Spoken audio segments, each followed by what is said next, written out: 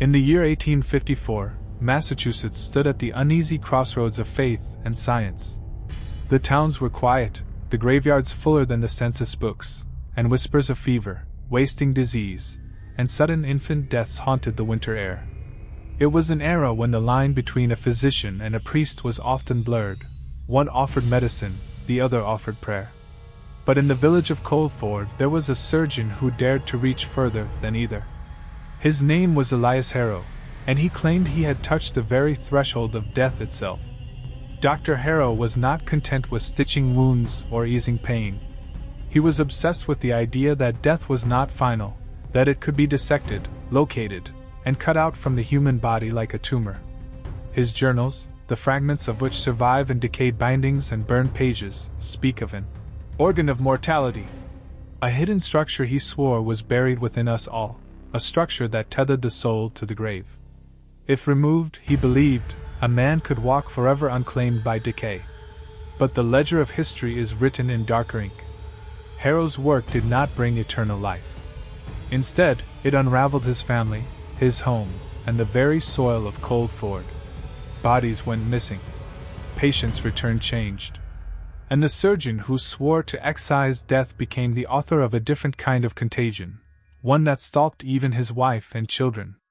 Here in the Withered Ledger, we turn his tale page by page, and ask, when a man dares to carve at death, does he truly remove it, or does he invite it closer? So I must ask you, if you had the chance to cut death out of your own body, would you allow the blade to touch you? The House of the Scalpel.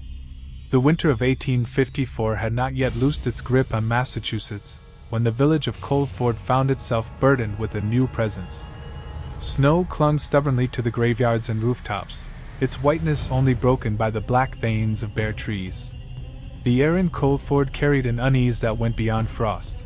People spoke softly in the streets, glancing at the ground as if the earth itself might answer back.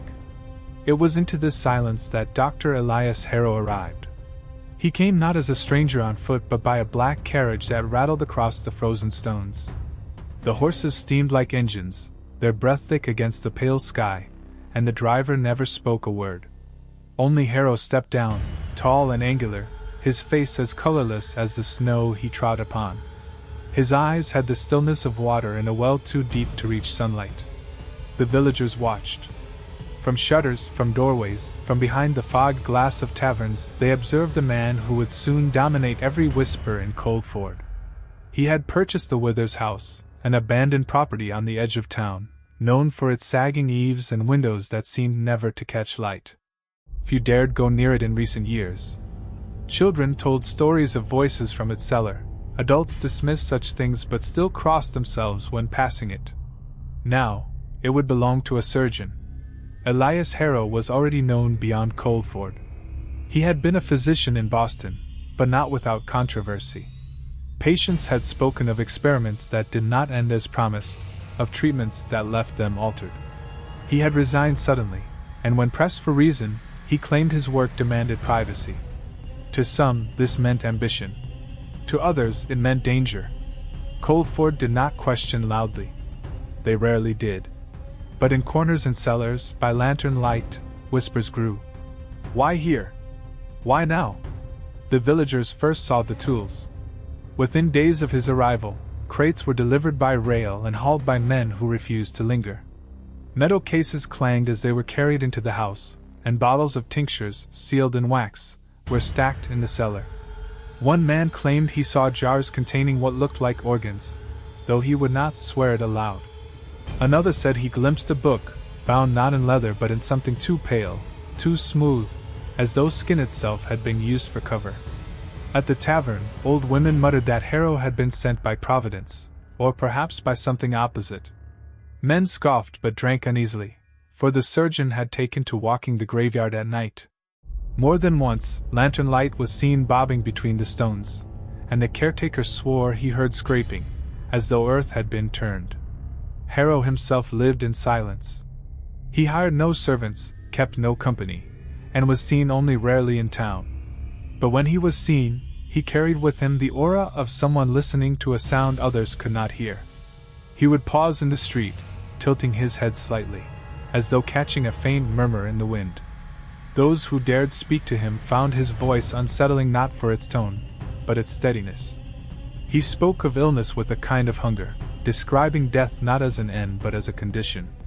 He believed it was something lodged within us, something that could be cut out with precision. He called it the organ of mortality. The villagers did not understand. The priests denounced him from their pulpits, though cautiously, for Harrow's gaze in church was said to turn the sermon cold.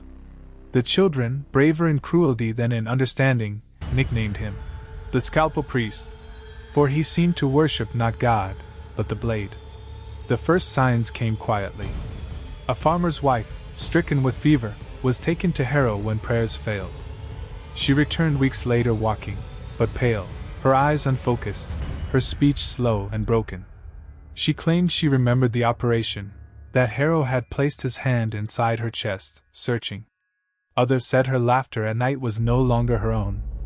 Another man, a mill worker, lost his arm in an accident. Harrow sewed the wound with skill, but when the bandages came off, the flesh beneath looked different, almost foreign, as if the skin did not belong to him. The man's children refused to sit near him afterward. Each case added to the ledger of rumor. And yet, for every horror, there was fascination. Some whispered that Harrow had discovered a way to strip death itself from the body. Others said he had merely stolen something from those he touched, leaving them hollow. The Withers house grew darker as spring threatened thaw. Windows remained curtained, the chimneys rarely smoked. But late at night, lights flickered within, an orange glow too steady for fire, too sharp for candle. The neighbors swore they heard cries, muffled but real, cut short as though by a hand. Dogs howled at its walls, then fell silent, tails tucked. It was then the town began to call it what it would forever be known as the House of the Scalpel. Coldford changed under his presence. The graveyard filled faster, though not all graves were closed. More than one coffin was found splintered from within, its contents disturbed. Families began to bury their dead with stones piled heavy above, as if weight could keep them still. And yet Harrow's practice grew. Those who feared death more than sin came to him. They arrived at dusk, cloaked, faces hidden. Some left again. Some did not. And the names of those who did not appeared in church prayers, though never in burial records. The priest, Father Alcott, tried once to confront Harrow directly. Witnesses claimed Harrow listened silently, his hands folded, his eyes fixed not on the priest but on the hollow of his throat, as though considering where to cut. Father Alcott never spoke of that meeting again. Elias Harrow's own household did not escape notice. His wife, Clara, was seldom seen. Once she was glimpsed in the upstairs window, her face pale and expression vacant, as though watching without truly seeing. His children, 2 boys and a girl, were never heard laughing in the yard, never seen at play. Some swore the girl had been spotted wandering the garden at night, barefoot in snow, whispering to someone unseen. The villagers pitied them, but pity was not enough to overcome fear. They avoided the family as though avoiding contagion. It was said Harrow's very bloodline had become the subject of his experiments. By the summer of that year, Coldford's air grew heavier, though not from weather. The sun itself seemed reluctant to linger, the nights stretching longer than they should. Stories multiplied, a shadow moving opposite to its body, footsteps that continued after the walker had stopped, voices rising from wells when no one stood near them. The villagers tied these happenings to Harrow. To them, it seemed that in trying to cut away death, he had instead opened a passage for something else, something that now lingered between Coldford's houses, waiting. And so, when children passed the Withers house, they ran. When adults walked by, they crossed themselves. And when the lantern glow was seen in the graveyard, they turned their faces away, pretending not to notice. But none could pretend forever. For in Coldford, Massachusetts, in the year 1854, the surgeon who came to remove death had already begun his work, and the village itself would soon become his patient. The organ that was not in any book. The cellar of the Withers house was never meant for medicine. Its stones were damp with centuries of seepage, its air heavy with mildew and silence. Rats had once ruled there, but after Dr. Elias Harrow took residence, even they vanished. What replaced them were other sounds: the strike of scalpel against bone, the careful tearing of tissue, the dull thump of something lifeless placed upon a table. It was here, in this underground chamber, that Harrow hunted what no surgeon before him had ever dared to name: the organ of mortality. He believed it existed, though no text nor mentor had ever suggested it. Not Galen, not Vesalius, not Harvey. All spoke of the heart, the lungs, the brain, but none of them had located the source of death. To Harrow, their silence was evidence. The old anatomists had dissected only the living body, never death itself. He was determined to be the first. His journals, what remains of them, tell of the beginning.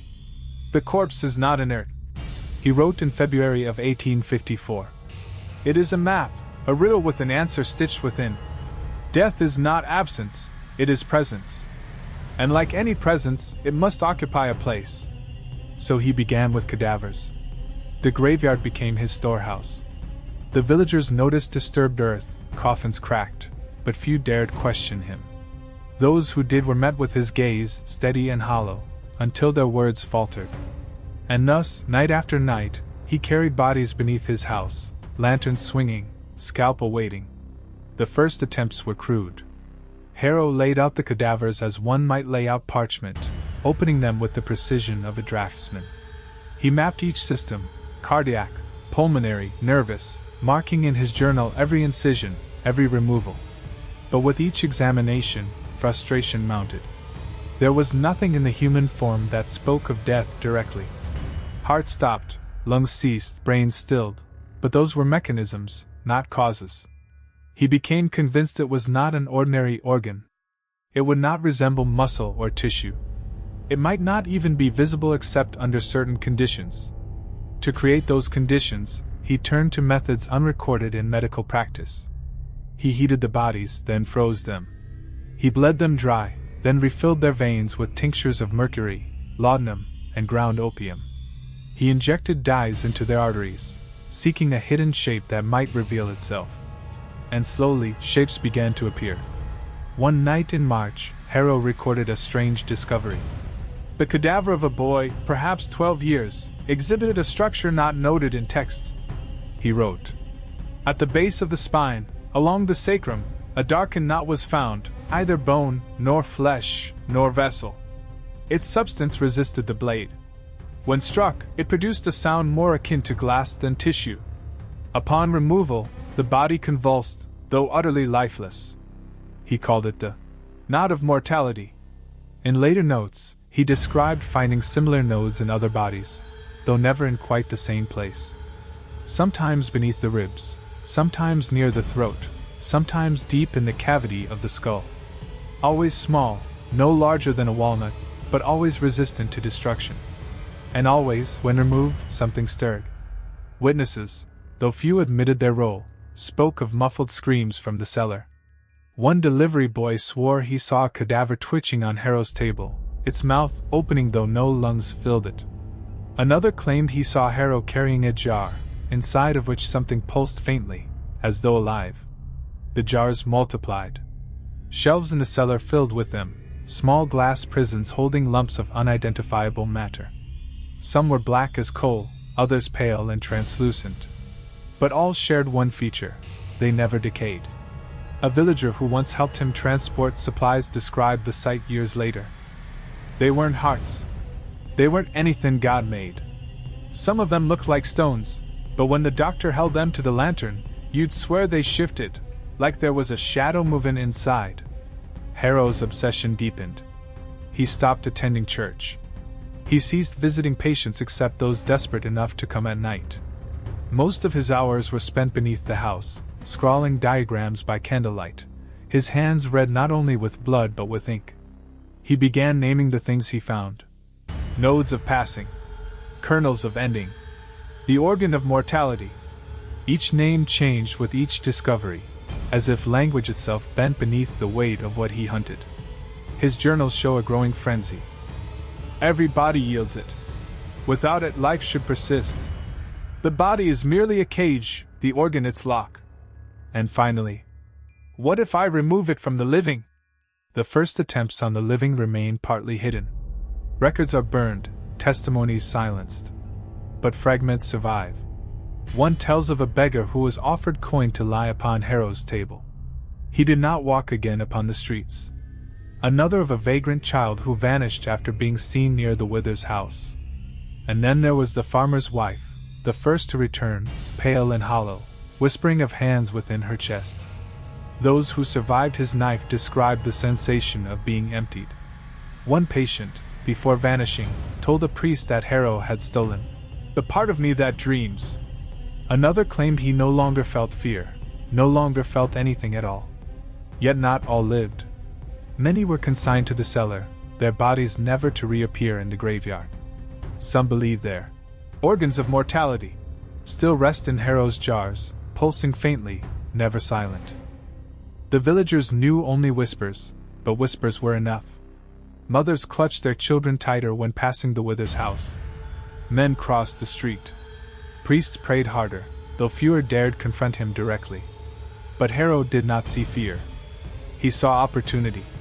Each cadaver, each patient, each jar brought him closer to a vision that consumed him. A man freed from the grip of death, his mortality cut away like a tumor. He imagined a body from which death itself had been excised, leaving only perpetual life. In his mind, he was no monster. He was a pioneer, a surgeon not of flesh alone but of eternity. And yet, in the silence of his cellar, as jars crowded the shelves and shadows thickened against the walls, another truth whispered back to him. Each time he cut away an organ of mortality, something else drew nearer. The air grew colder, the rats stayed gone, and the lamps seemed to flicker without cause. Some nights, he swore he heard breathing that was not his own. His hands trembled only once, when a jar on the shelf rattled without touch. The thing within it pulsed sharply, as if in anger, and he thought he saw his own reflection in its surface. Only the reflection smiled where he did not. Still, he did not stop. By summer, the cellar was more morgue than home. The Harrow children were said to sleep through muffled cries. His wife, Clara, grew frail, her face thin as paper, her eyes dulled. Some suspected she had already been subjected to his knife. Whether she survived unchanged or not at all, no one knew. But Harrow pressed forward, fevered by his discoveries. "There is no death," he wrote. "There is only its parasite. And I will cut it free. When the parasite is gone, man will walk beyond the grave. He will not rot. He will not fade. He will endure." What he did not write, or what may have burned with the missing pages, was what happened to the things he removed. For even as he jarred them, sealed them, and studied them, they grew restless. Some pulsed as though with a heartbeat. Others whispered faintly in tones too low for words. And though Harrow dismissed it as fancy, there were nights when the cellar itself seemed to breathe. The house of the scalpel had changed forever. Where once it was an empty ruin on the edge of town, it now throbbed with a strange, unholy rhythm. The walls sweated with damp, the floors seemed to hum faintly. Neighbors swore they saw figures move in the upstairs windows, though none but Harrow lived awake within. The surgeon had crossed the threshold, though he did not yet know it. He had found something not in any book, not in any anatomy, not in any scripture. He had touched what lay beyond the human map. And in doing so, Elias Harrow had carved open not only the flesh of the dead, but the borders between life and what waits behind it. The jars on the shelves trembled. The shadows grew thicker. And in Coldford, Massachusetts, the whispers began that perhaps death was not the worst fate at all. Perhaps it was only the scalpel that was. The operation on the living.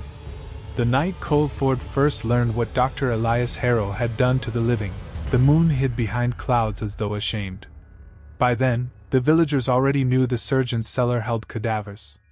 They had grown accustomed to the wagons that rattled at odd hours, carrying covered shapes beneath tarpaulin. They had grown accustomed to the whispers of jars that pulsed faintly with something never meant to be bottled. But the dead, they told themselves, were already gone. A surgeon who carved them could still be explained. It was when he turned his scalpel upon the living that Coldford ceased explaining and began to fear. The first subject was a beggar. His name never entered the church records, for Harrow had promised him coin that never reached his hands. He was a man already half-starved, with no family to protest his absence. Harrow brought him into the cellar, laid him upon the iron table, and pressed laudanum into his veins until the man's eyes clouded but did not close. Harrow's notes on this operation are clinical, almost coldly triumphant. The subject responded to incision with muted cries. Depth of cut achieved without fatal hemorrhage. Located anomaly beneath ribcage, walnut-sized, unlike any known tissue. Resistant to blade. Removal complete. Subject's pulse ceased but returned after 43 seconds. Not resuscitation, continuation. The beggar left the cellar upright, but he did not walk as he had before. Witnesses described him days later staggering through Coldford's alleys, his face pale, his mouth twisting into an absent smile. He spoke no words, only whispered in syllables that sounded like the echo of a language never spoken. Within a week, he collapsed by the river, lifeless at last. The villagers found his body strangely intact, as though untouched by decay, yet his chest bore a hollow where no surgeon's hand should have reached. But Harrow had proven his point. To him, death could be cut out. To him, survival after such an operation was proof of principle. The man's collapse only meant imperfection of technique. And so, he turned again to his scalpel. The second subject was a millworker injured in an accident. His arm had been mangled by machinery, and the priest had already prepared last rites. Harrow arrived before the prayers ended, his presence cold as the iron crucifix. He promised not only to save the man but to free him from death itself. The wife, desperate, agreed. The man returned home weeks later with his wounds stitched, his skin pale as wax. He ate little. He spoke less. His children, once eager for his embrace, fled from him when he entered a room. They swore his eyes did not follow them like eyes should, but instead drifted a fraction of a second too slow, as though something behind them watched instead. At night, his wife claimed he did not sleep but sat upright, staring into corners, whispering to shadows. After 3 months, he vanished. His clothes remained on the bed, folded neatly, but the man himself was gone. Harrow never recorded his end. The third operation brought whispers into screams. A farmer's wife, plagued by fever, was taken to Harrow as her last hope. Neighbors said they heard cries from the cellar for hours, cries that bent from human into something else. When she emerged, she walked steadily, her fever broken. But she no longer recognized her children. When her husband spoke her name, she tilted her head like an animal hearing sound for the first time. At night, she laughed, not in joy, but in sharp, broken bursts that silenced the birds outside her window. Within a month, the farmer dragged her back to the Withers house, pounding on its door until Harrow answered. The wife was left inside. The farmer returned home alone. No one saw her again. The town began to divide. Some, fearful of sickness and death, whispered that Harrow had indeed touched eternity. If his methods stripped away the part of man that rotted, was that not salvation? They ignored the hollowness of those who returned, convincing themselves that eternal life required sacrifice. Others saw only blasphemy. Priests thundered from pulpits that Harrow had overstepped his place, carving not at flesh but at the soul itself. They called him corrupter, butcher, heretic. Yet none dared drag him from his house. Fear kept them silent. Children played cruel games, daring each other to run to the Withers house after dusk. One child swore he saw a woman's face staring from the cellar window, her mouth open wide, as though forever frozen mid-scream. Harrow himself changed as much as his subjects. His journals grew more frantic. He no longer described patients as people, but as specimens. His handwriting slanted, ink blotched. His sketches of anatomy began to blur, their lines twisting into shapes that resembled not organs but glyphs, symbols, unspoken languages. He became convinced that the organ of mortality was not uniform. Each patient possessed it in a different place. Some in the chest, some near the spine, some buried within the brain. He hunted each with scalpel and hook, prying open bodies in search of the parasite that tethered man to death. But the more he cut, the more he uncovered something else. In one note, half burned, he wrote, "It is not an organ alone. It is a mouth. Each time I remove it, I hear it whisper back." The altered patients spread unease wherever they went. One young seamstress, who had begged Harrow to free her from the wasting sickness, returned to her workshop weeks later. She sewed endlessly, her fingers moving even when her eyes closed. Neighbors claimed they saw her needles move though her hands rested still, stitches appearing in cloth with no motion at all. Her family found her one morning at the loom, body stiff, but the thread continued weaving itself long after her breath was gone. Another patient, a child of 8, returned from Harrow's house unable to speak. Instead, when asked a question, the boy opened his mouth and a second voice answered from somewhere behind him, older, deeper, speaking words no one understood. His parents fled the town within days, leaving their home abandoned. Coldford became a place of silence. Doors locked earlier, shutters closed tighter. Few dared walk past the Withers house after nightfall, where the cellar windows now glowed faintly as if lit from beneath by embers. And yet, Harrow saw only progress. To him, each hollow survivor was proof. Death had been excised, contained in jars. He now believed that imperfection lay not in the removal, but in the vessel. The human body, he argued in his notes, was weak, unprepared for life stripped of its natural tether. If he could find a way to strengthen the vessel, he could create not husks but immortals. He grew bolder, taking subjects not from the desperate but from those unmarked by illness. A merchant's daughter vanished on her walk to church. A stable hand was last seen leading a horse past the Withers gate. Their family searched, prayed, wailed, but no bodies were returned, no graves filled. And still, the jars multiplied. There were nights when the villagers swore the house itself screamed. Not human screams, but something deeper, like the tearing of wood, the groaning of earth. Lights flickered across the windows, casting shadows that did not match the walls. Dogs refused to pass its gate, howling until dragged away. Father Alcott warned that Harrow was no longer surgeon but conjurer. "He does not cut the body," the priest declared. "He cuts the line between this world and the next." But when asked what must be done, Alcott's voice faltered. For who among them would dare enter the cellar of the Withers house? It was during one operation, perhaps the last recorded in his own hand, that Harrow described something too terrible for even his obsession to dismiss. Subject resisted beyond expectation. Heart ceased, lungs stilled, yet form persisted in unnatural strength. The anomaly, once severed, writhed independently. It latched to my hand. For a moment, I felt my own pulse falter. I heard my wife's voice, though she was not present. I nearly released it. Only flame forced it still. Specimen destroyed, or so I believe.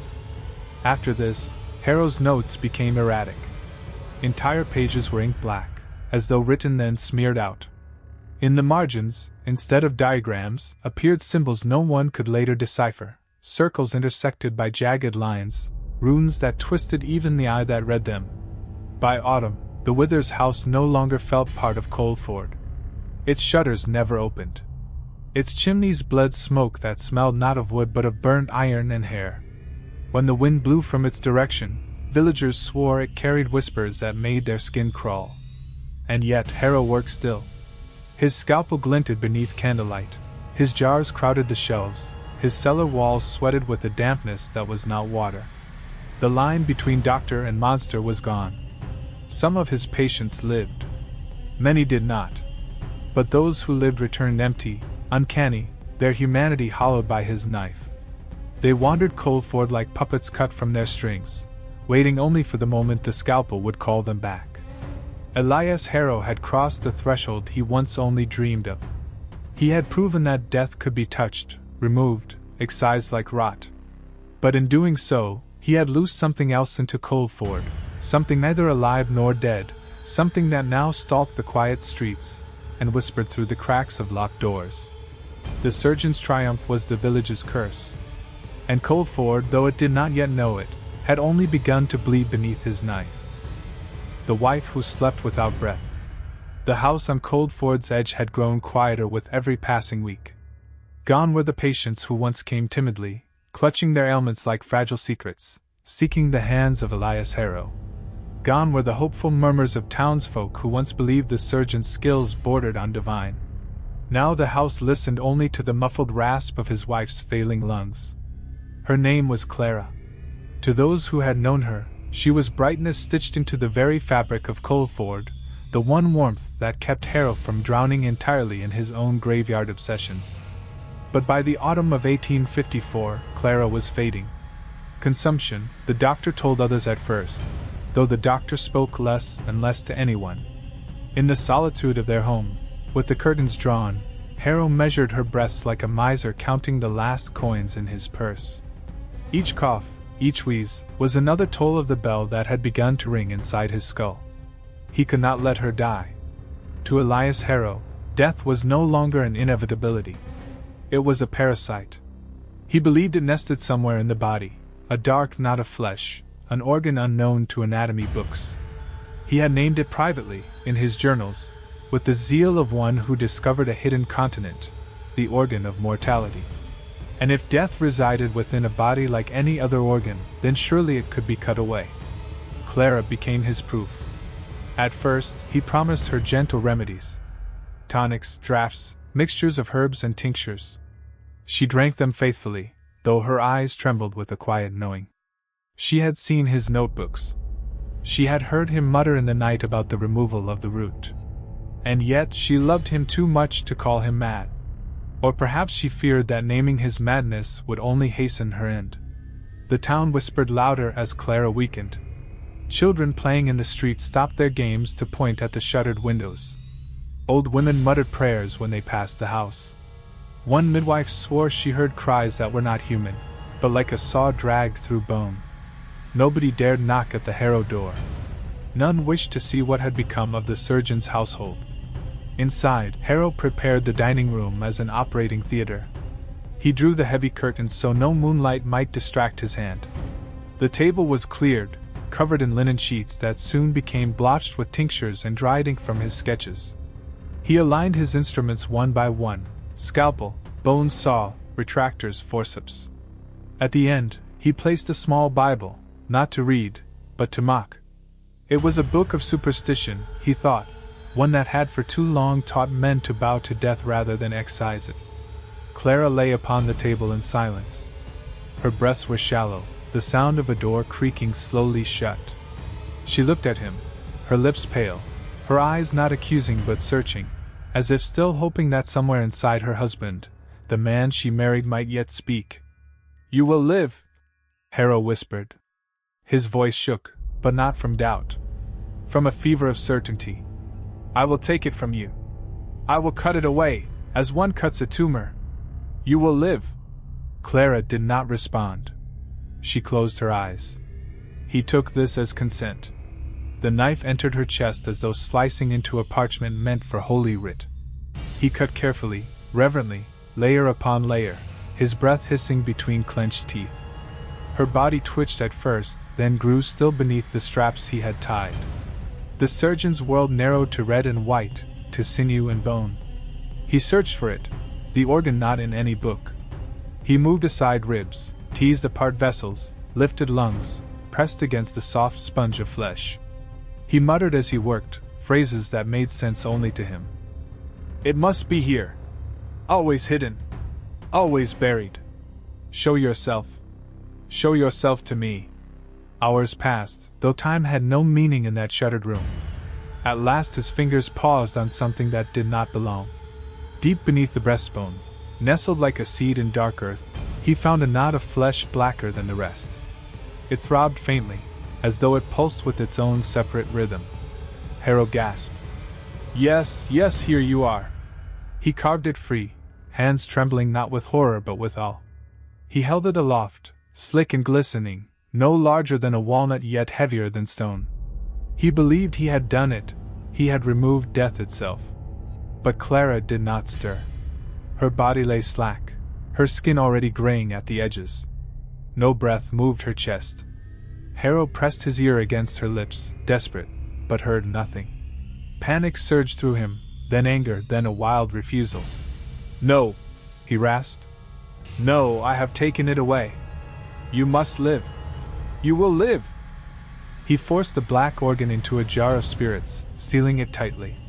Then he returned to Clara, trying every manner of revival, pressure upon her chest, air forced into her lungs, his own heartbeat willed into hers.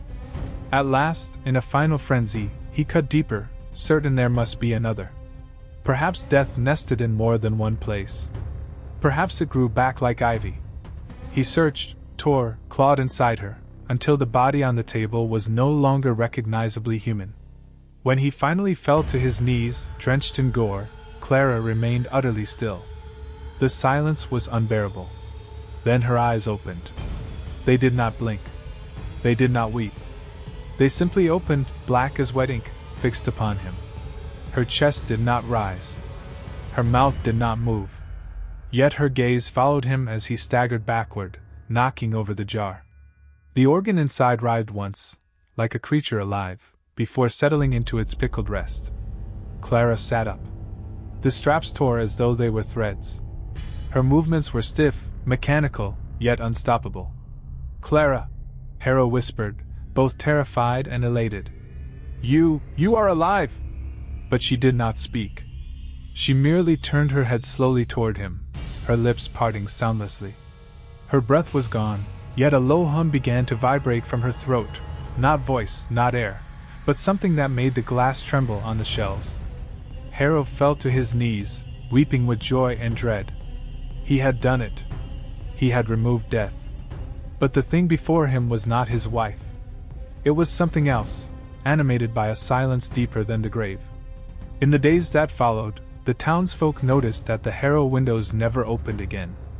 At night, shadows shifted unnaturally against the curtains. A neighbor swore she saw a woman standing still in the upstairs window for hours, never blinking. And always, when the wind died, a faint humming could be heard, low, ceaseless, like the world itself was holding its breath. Dr. Elias Harrow had cut death away. But what remained was a wife who slept without breath, and who never again closed her black, unblinking eyes. The children who would not fade. The Harrow estate had grown unnaturally quiet since the night Elias laid his wife upon his operating table. Quiet in a way that was not peace, but dread dressed in silence. Coldford, Massachusetts, had always whispered about the surgeon's strange practices, but now, the whispers had thickened like fog rolling down from the harbor, curling beneath doors, seeping into prayers. The surgeon's children, Anna, aged 11, and Thomas, no older than 9, were the ones most often seen in the windows. At odd hours of the night, a curtain would twitch, and a pale face would linger there, watching. Not for a moment, not with the distracted flutter of a child awake past curfew, but with the long, unblinking focus of something that did not know how to look away. Neighbors spoke in hushed voices. The children had changed. At the baker's, a woman confessed she had seen Anna walking barefoot across the frostbitten grass behind the estate. Her nightdress clung to her as though wet, though there had been no rain.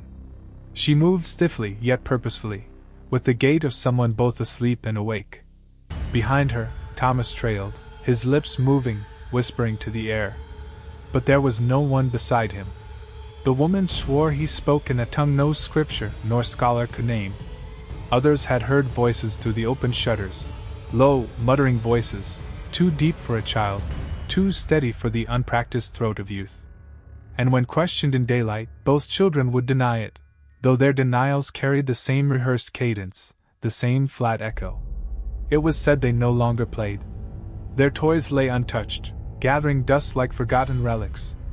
Their laughter, once shrill and bright within the garden, had been replaced by long hours of sitting together in silence, heads bent as though listening to something no one else could hear. Inside the manor, Elias Harrow kept to his studies. His notebooks grew fatter by the day, their margins dark with frantic sketches of human hearts, lungs, brains, and that which lay beyond. He wrote obsessively of the organ not yet named, the hidden chamber where death itself made its dwelling. His wife's failure had not dissuaded him. If anything, it had carved the word obsession into the marrow of his bones. He told himself her stillness was temporary, that her body's silence was a puzzle waiting to be undone. But the children, the children betrayed him in ways he could not yet accept. Their eyes, once mirrors of their mother's gentleness, had begun to darken, glassy and reflective like pools where something moved beneath the surface. One night, Elias returned late from his cellar laboratory. His hands were unsteady, streaked with the faint rust of dried blood. He pushed open the parlor door and froze. Anna and Thomas were seated by the hearth. No fire burned, yet the children stared into the empty grate as though it blazed with unseen light. Their faces glowed pale in the moonbeam leaking through the window. And their lips moved in unison, whispering something low, something that slithered into Elias's ears like oil. "Children?" His voice cracked, a surgeon's calm drowned in a father's fear. They stopped. Their heads turned toward him, slowly, together, as if tied by strings. Their eyes did not blink.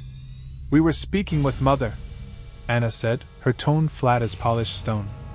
Elias's throat tightened. He swallowed, finding no words. Thomas's lips parted in a thin smile. "She says you cut too deep. She says you took something you cannot put back." The surgeon staggered backward, gripping the door frame. For a moment, the parlor seemed to breathe, the walls swelling, the shadows stretching. When he blinked, it was gone. The children sat silent, watching him. In the days that followed, reports multiplied. A stable boy swore he saw Thomas walking atop the garden wall in the dead of night, arms outstretched as though balanced on some invisible thread. A seamstress claimed Anna approached her at the edge of the market, asking if she had ever felt her own heart stop, if she had ever wondered what her soul tasted like when pulled free. By now, villagers crossed the street when passing the Harrow home. Mothers pulled children close, and men muttered that the surgeon's house was no longer a house, but a tomb waiting to be sealed. Elias, however, fought against the rising tide of dread. He told himself the children's behavior was grief, nothing more. Grief made strange things of people. Grief walked in dreams, borrowed voices, whispered into the air.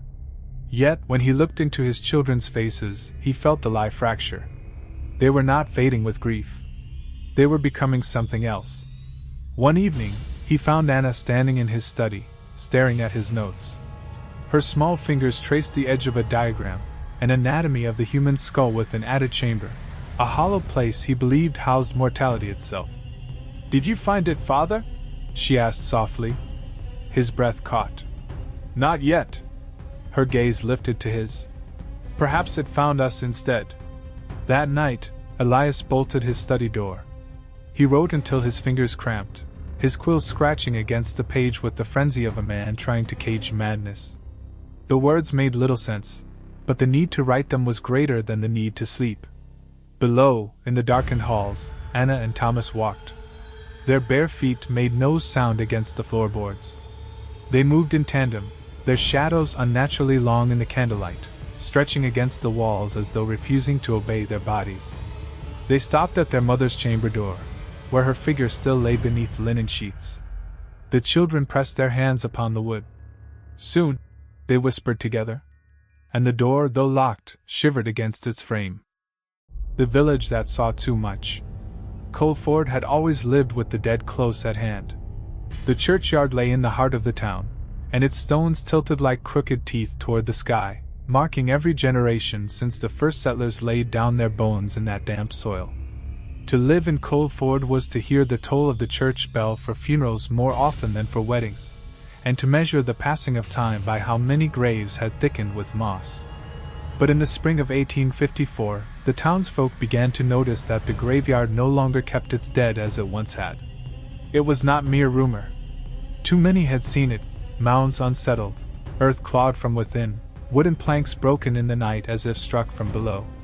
Mothers whispered it to their children, elders muttered it in pews, and the minister himself avoided looking at the ground as he preached on Sundays. And when names were read aloud from the roll of the departed, a few found themselves unable to speak at all, for they had glimpsed those names walking again at the edge of the fields. All whispers traced themselves back to one place, the Harrow house on the northern ridge. The villagers had tolerated Dr. Elias Harrow for a time. He was learned, After all, trained abroad, a man who could cut tumors from the body with a precision unmatched by any local doctor. Some even praised him, for in his early years he had mended children and delivered infants when others faltered. Yet beneath the praise ran a deep vein of unease. His methods were too secretive, his hours too nocturnal, his assistants too often heard carrying crates into the cellar at dawn. And since the illness of his wife, strange things had grown bolder. Candles glowed in the Harrow windows long past midnight. Neighbors claimed to hear not the sound of weeping, but of chanting, like the low drone of voices reciting prayers in some forgotten tongue. By now, even those who had once sought his help kept their distance. They crossed themselves when passing his gate, and some spat in the dirt as though to ward off contagion. The children of Coldford dared one another to run up to the fence and touch it, swearing that if you pressed your ear to the iron, you could hear scratching from beneath the soil. And then there were the revenants. The blacksmith swore he saw old Mrs. Donnelly, who had been buried 2 months past, standing outside his forge with her shawl pulled tight. He called to her, and she turned. Her eyes were open, but they held no recognition, no spark. She moved on, walking slowly toward the ridge until she vanished into the fog. Others told of men who had died in fevers now seen stumbling along the riverbank. They did not beg, nor speak, but passed as silent as shadows. Fear had soaked into the marrow of the town. And fear, when left untended, grows into rage. It was Samuel Price, the gravedigger, who first roused them. He had dug too many holes and filled too few. He gathered a crowd in the tavern and swore before God and man that the doctor was unearthing corpses, tampering with them, filling them with some devil's breath that made them walk again. His words spread like embers in dry hay. Soon others remembered things they had seen, or convinced themselves they had seen. The miller's wife insisted she heard a baby crying from the Harrow house long after Mrs. Harrow had taken to her sickbed. The schoolteacher confessed that one of Harrow's children had come to class with blood beneath his fingernails and spoke in a voice not his own. Even the minister admitted that Elias Harrow had ceased attending church, saying coldly that faith had no cure for the body. By the first days of June, the town could endure no more.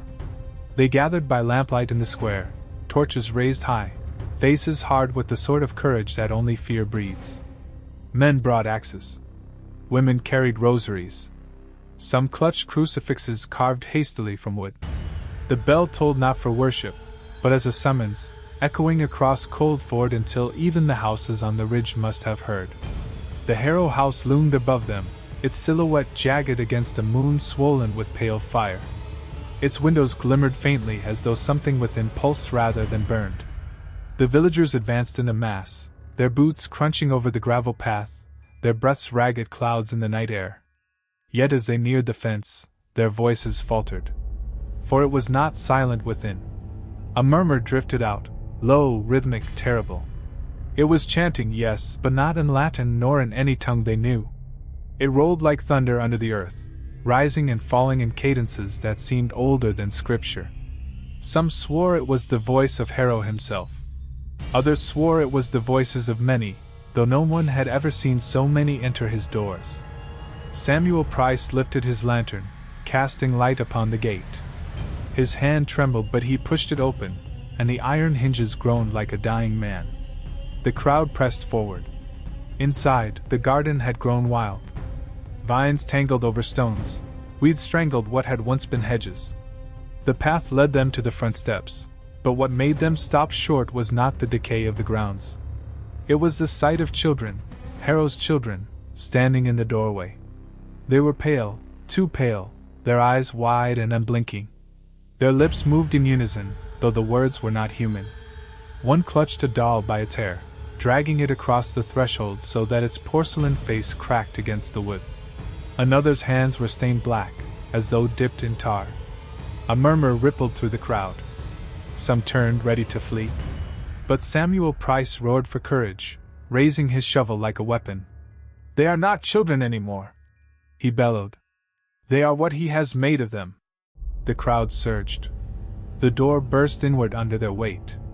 They poured into the hall, torches casting wild shadows against wallpaper peeling like old skin. The air smelled of iron and decay, of herbs crushed into rot. Somewhere deep in the house, the chanting grew louder, vibrating through the floorboards as if the house itself were a drum. They split into groups, storming room by room. In the parlor they found jars filled with cloudy liquid, shapes suspended within, organs too large, too twisted, some still twitching though severed. In the kitchen they found bones arranged in patterns on the table, as though dinner had been laid for ghosts. And always, from the cellar, the sound. At last they descended the narrow stairs, torches guttering in the damp air. What they saw made even the bravest falter. The cellar stretched farther than any cellar had right to. Its walls were lined with shelves, and upon those shelves lay corpses, row upon row, stacked like books in a library. Some were freshly dead, their eyes still wet. Others were long decayed, skin shrunk tight over bone. But none lay still. They shifted faintly, as though stirred by breath that was not their own.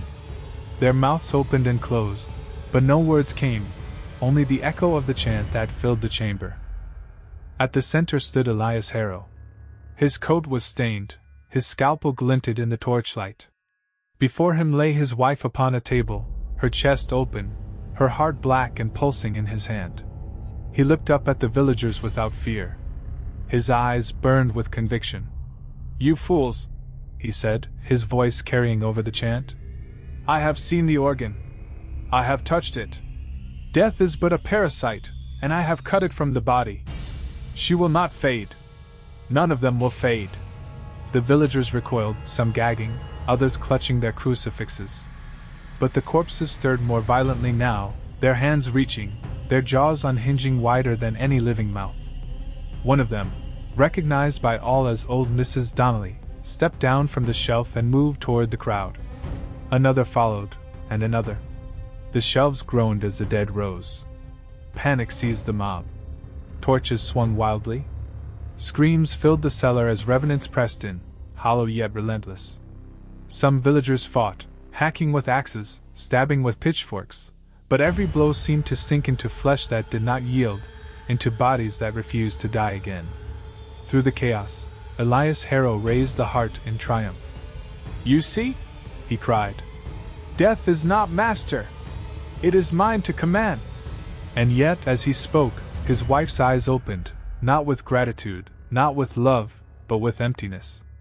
She sat upright upon the table, breathless, her lips parting to utter the same chant that filled the chamber. Elias faltered, his triumph cracking into horror. For in freeing her from death, he had not given her life. He had given her something else entirely. The villagers fled, stumbling over each other to escape, their torches falling and setting fire to the shelves. Flames leapt eagerly, consuming cloth and wood, but the dead did not burn as quickly as they should have. They walked through fire, their hollow eyes reflecting the blaze, their mouths still uttering the chant. By dawn, smoke curled from the ridge. The Harrow house stood blackened, its windows shattered, its roof half collapsed.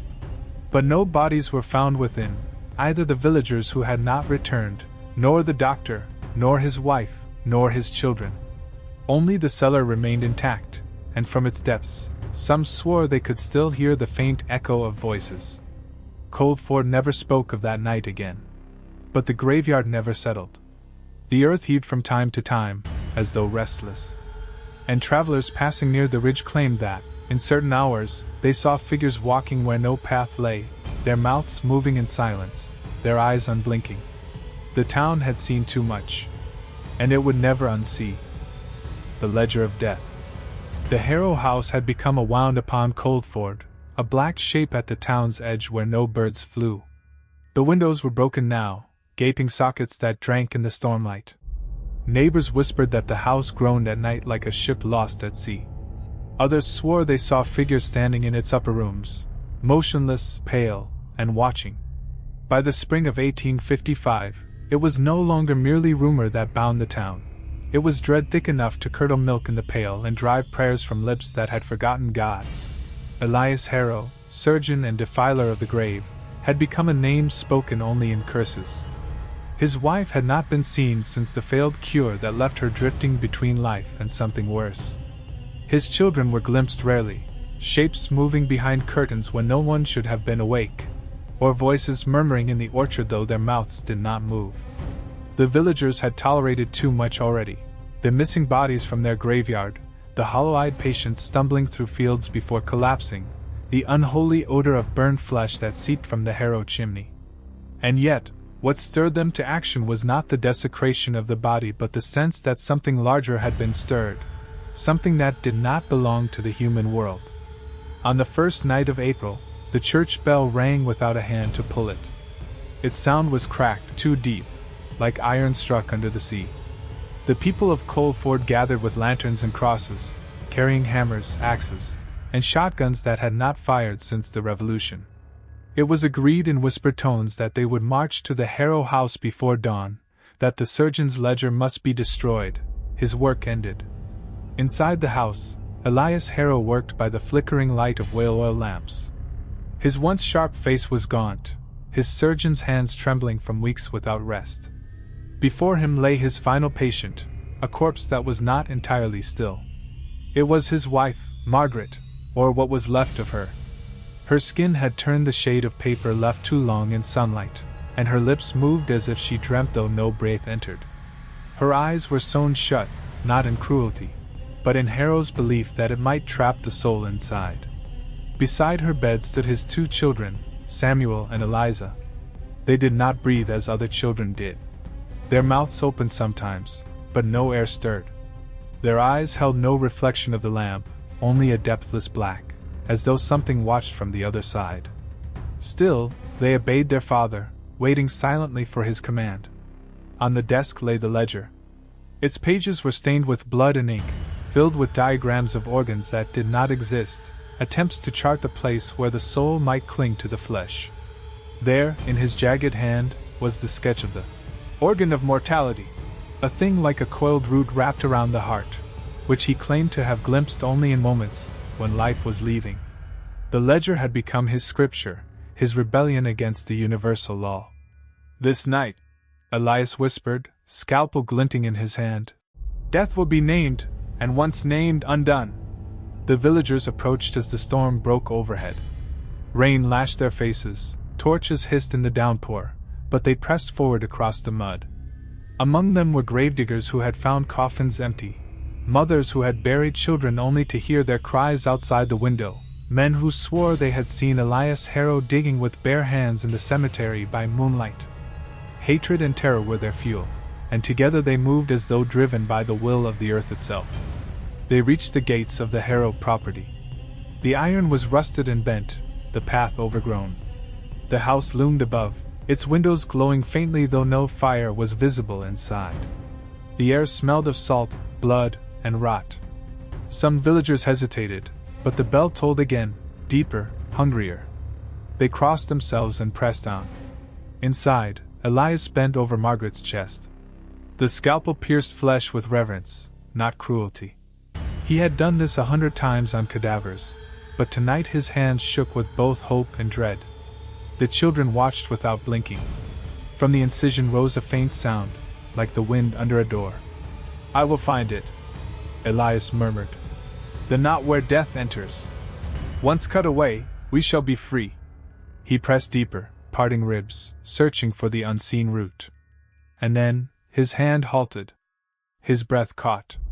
There, pulsing faintly, was something that no book had drawn, no surgeon had ever named. A knot of shadow, curling and uncurling like smoke within the body. It clung not to the heart or lungs but to everything, threading itself through marrow and blood. His eyes widened. The organ of mortality, he whispered. It is real. The house seemed to sigh. The children tilted their heads in unison, as if hearing some distant music. The first of the villagers forced the door open with an axe. The wood splintered, and a stench poured forth that made even the strongest gag. They moved through the halls, lanterns swaying, shadows stretching grotesque on the peeling wallpaper. They heard murmurs above, the wet sound of flesh being cut, and the steady whisper of Elias Harrow speaking to someone unseen. When they reached the upper chamber, they froze. The sight before them was a blasphemy. Elias stood over his wife's open chest, his hands buried within as though searching for treasure and soil. His children flanked him like guardians, their faces pale, lips parted in silent hymns. The body on the bed twitched though its heart did not beat. And there, in the dim light, they swore they saw something moving in her chest that was not of bone or blood, a knot of darkness, coiling like a serpent. "Leave this house!" Elias roared, voice breaking into desperation. "I am at the threshold. I have torn death's veil. One more cut and we are eternal." But the villagers did not flee. They advanced, some clutching crosses, others raising axes. The storm crashed louder, shaking the timbers. Elias plunged his hand deeper, gripping the shadow itself. The moment he touched it, the room screamed. Not his wife, not his children, but the walls, the floorboards, the air itself. The lanterns burst, and in the blackness faces bloomed on the ceiling, mouths open in voiceless howls. The children began to laugh, though no sound emerged. Their laughter rippled the air, cracking the plaster. Margaret's body convulsed, her sewn eyes bursting open to reveal sockets filled with ash. The villagers charged, weapons swinging. One struck Elias's arm, but he did not let go. He pulled the thing free, a mass of black, pulsing like a heart carved from smoke. The room buckled as though gravity itself recoiled. "Behold!" Elias cried, clutching it aloft. "I have bound death itself!" But in his triumph, he did not see what the villagers saw. The shadow was not bound. It was feeding, stretching tendrils into the walls, the floor, the very people who had entered. Screams erupted as torches guttered out, and one by one, bodies fell, not dead, but hollow, their eyes gone black. Elias's grin faltered. The shadow turned in his hand, as if regarding him. Then it slipped through his fingers like water. "No!" he screamed. "I command you!" But death does not obey. What happened after is pieced together from fractured testimony. Some swore the house collapsed in flames, though no ash was found. Others said it simply vanished, leaving a crater where foundations had been. Still others whispered that the house remained, but unseen, waiting for those who dared to step off the road at night. What is certain is that Elias Harrow, his family, and half the villagers who entered were never seen again. The ledger was discovered days later, floating in the river miles from Coldford, its pages dry despite the water. No one knows who placed it there. The book passed through many hands, though none kept it long. Those who read too deeply claimed the ink moved when the moon was dark, or that diagrams shifted into shapes that looked back at them. Some said the ledger did not record what Elias had written, but what he was yet to do. And so the house at Coldford rotted away, or perhaps it never stood at all. Yet in every grave dug since, in every deathbed sigh, the question lingers: did Elias Harrow succeed? Did he carve from flesh the organ of mortality, and in doing so awaken death itself as a living thing? Perhaps the answer lies still in that ledger, waiting for another hand to turn the page.